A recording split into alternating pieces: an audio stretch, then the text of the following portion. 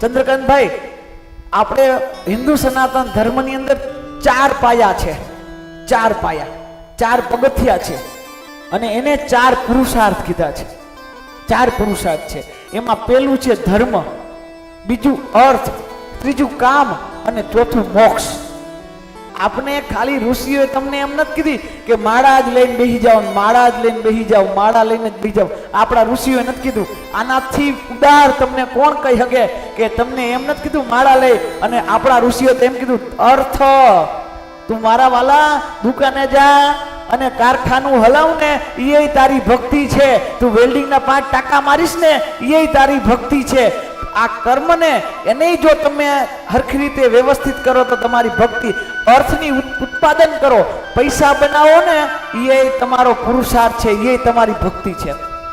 કોઈ પૈસામાં કોઈ છે જ નહીં. બીજા બધામાં તો તમને કીધું, આપણા સિવાયના કાલ ચર્ચા કરી હતી.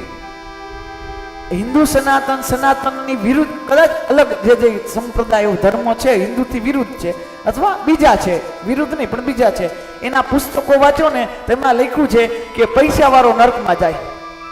મારે ધર્મનું નામ નથી દેવું, પણ એના પુસ્તકમાં એવું લખેલું છે કે પૈસાવાળો નર્કમાં, કારણ કે એને પૈસાને એકદમ હીન ગણી નાખ્યો. પૈસા વાળાને હીન ગણ્યું, પૈસાને.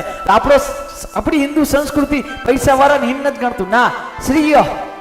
આપણે ત્યાં દુનિયાનો કોઈ પણ નામ લ્યો ભગવાનનું, તમારે ધારોય ભગવાનનું, તમને ગમે એ ભગવાનનું નામ લ્યો, આગળ શ્રી એટલે લક્ષ્મી બોલાય બોલાય બોલાય, અને શ્રી વગર લક્ષ્મી વગર નારાયણ અધૂરા.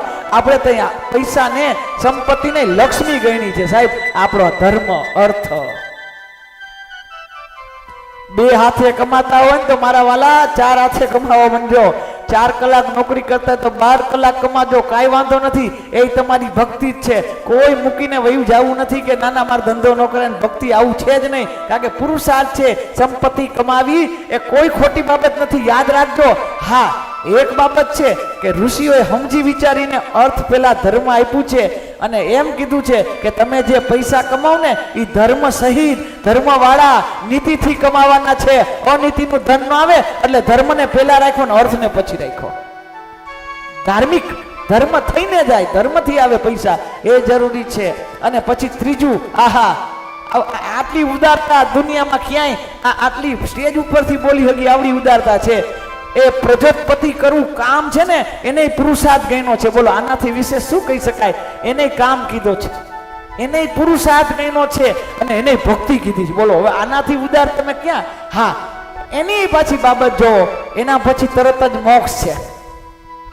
એટલે કામ વાસનામાં એટલો રહી જતો નહીં કે તારે મોક્ષ ભૂલાઈ જાય. અને આ બેયને પેલે રાખ્યા અને આ બેયને વચ્ચે રાખ્યા. વચ્ચે ત્યારે રખાય કે આગા પાછા ન થાય. એના માટે આને નિયંત્રણમાં આગળ ધર્મ આપ્યો, છેલ્લે મોક્ષ આપ્યો. ધર્મ, અર્થ, કામ અને મોક્ષ.